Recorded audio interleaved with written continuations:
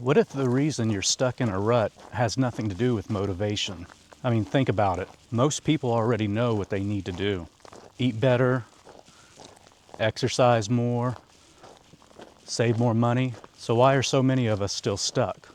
After my recent ER visit, I started asking myself the very same question and didn't really have an answer. If I know exactly what I need to do, then why don't I do it? I know I need to lose weight. I know I need to drink less. I know I need to train consistently. None of that's a mystery. So why am I struggling to follow through with it? That question sent me down a rabbit hole. I started researching and listening to people like David Goggins, Cameron Hanes, and Jocko Willink. After all, David Goggins and Cameron Hanes are the ones who initially sparked my interest in ultramarathons. So after watching more of these guys' content, I noticed that there was a theme with both of their videos, and that was discipline. The problem was, I wasn't even sure I really understood what discipline meant. The funny thing is though, I thought I already knew what discipline was. I thought discipline was waking up at 4 a.m., running ultra marathons before the sun came up, grinding harder than everyone else, doing things that normal people wouldn't do. So basically, I thought discipline was being David Goggins. I thought discipline was Cameron Hanes running marathons up mountains, all before work. I thought discipline was Jocko Willink leading his Navy SEAL team on impossible missions. And honestly, that's probably why discipline always felt so far away. Because I looked at those people and I thought, that's not me. I'm just a normal guy. I work long hours, I'm overweight, my blood pressure is way too high, I'm trying to rebuild my life. I'm nowhere near those guys. But the more I listened, the more I realized I was focusing on the wrong thing. One day, I was listening to an interview that David Goggins was giving, and I realized something. Extreme achievements aren't the discipline. The race isn't the discipline. The workout isn't the discipline. Those are the results of discipline. It's the decision to do something when you don't feel like doing it that's discipline. And that hit me pretty hard, because suddenly running 100 miles wasn't discipline at all. It was whether or not I was willing to take a 30-minute walk after I've already worked 12 hours at work. It's choosing a healthy meal when all you want is pizza. It's getting a glass of water when what you really want is that ice cold beer. And the deeper I got into this rabbit hole, the more I learned. Most of us don't have an information problem. We have an execution problem. If I asked you how to lose weight, you probably already know. Eat fewer calories, move more, drink more water. If I asked you how to save more money, you probably know that too. Spend less than you earn. The thing is, the answers aren't hidden. They're everywhere. And for me, that's what makes this so frustrating. Because if we already know what to do, then why aren't we doing it? That's when I realized discipline isn't about the thing that you're trying to do or accomplish. Discipline is about all the little things that you do on a daily basis when no one's looking that's going to help you accomplish that thing. And the biggest thing that I took away from David Goggins wasn't his toughness,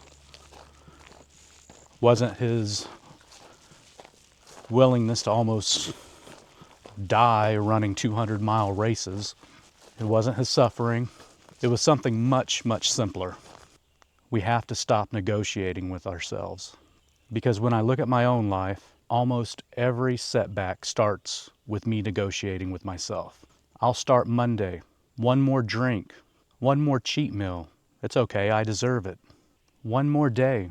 I'll start in another week. What's one more week? The problem is that one more day eventually becomes one more week, and one more week becomes one more month, and one more month becomes a year before you know it. And all of a sudden, you wake up one morning and you realize that nothing has changed. And then there's Jocko's famous phrase, discipline equals freedom. When I first heard that, I thought that sounded completely ridiculous. Discipline felt like the opposite of freedom. But then I look at my own life. The lack of discipline wasn't making me free. It was making me heavier. It was making me more stressed. It was making me more frustrated. It was making me more dependent on comfort, more dependent on excuses. That freedom that I actually wanted was on the other side of discipline. And that's a completely different way of looking at it. Cameron Hanes gave me another realization. A lot of people only focus on what he does, the miles that he puts in, the workouts, the extreme bow hunting. But what actually makes Cameron Hanes different isn't the intensity, it's the consistency. He's been doing the work for decades, not only when life is easy, not only when he feels motivated, but for decades, no matter what. The people that we admire aren't necessarily doing extraordinary things every single day. They're doing ordinary things extraordinarily consistently. This was probably the hardest thing that I had to admit to myself. I spent months thinking I needed a better plan. What I needed was the discipline to follow through on the plan I already had. And that last sentence really hit home because it meant that I couldn't blame the diet. I couldn't blame the training plan. I couldn't blame the schedule. I couldn't say that I didn't have enough information. And honestly, that's pretty uncomfortable. But at the same time, it's also very empowering. Because if discipline or lack of discipline is the problem, that means that discipline is also the answer. So what am I actually going to do with all this now? Now that I know that the key to me being successful isn't motivation, but it's discipline. Honestly, I'm pretty much going to do what I've already said I was going to do. Now I'm just going to make sure I do it, even when I don't feel like doing it.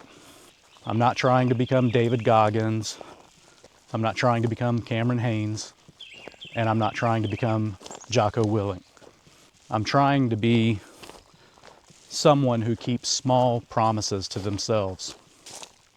You know, things like making my bed every morning, walking 30 minutes a day even when I don't want to, grabbing a glass of water when all I want is an ice cold beer, making better food choices. You know, when it's all said and done, none of these things are impressive by no means, but that's kind of the point. Because like I said before, discipline isn't about building heroic moments. It's about doing the little things consistently every single day, even though you don't want to. For a long time, I thought this journey was about running marathons, ultra marathons, and the 100-mile ultra marathon that I'm training for. Now I think it's about something much bigger, becoming the kind of person who follows through, not just in running a 100-mile race, but in life in general. So whatever your goal is, whether it's a 100-mile race, whether it's a 5K, 10K, whatever it may be, just remember that these things are not won on race day. They're won in the many days leading up to race day. They're won with you doing all the little things that you need to do in preparation for race day. And right now, that's a lesson that I'm still trying to learn. Like I said, I'm not perfect. I'm just trying to get a little better each day. One promise, one decision, and one walk each day. So I'm curious, what's the one thing that you know you should be doing but you're not? What's the thing that you know that you need to do but haven't been doing consistently?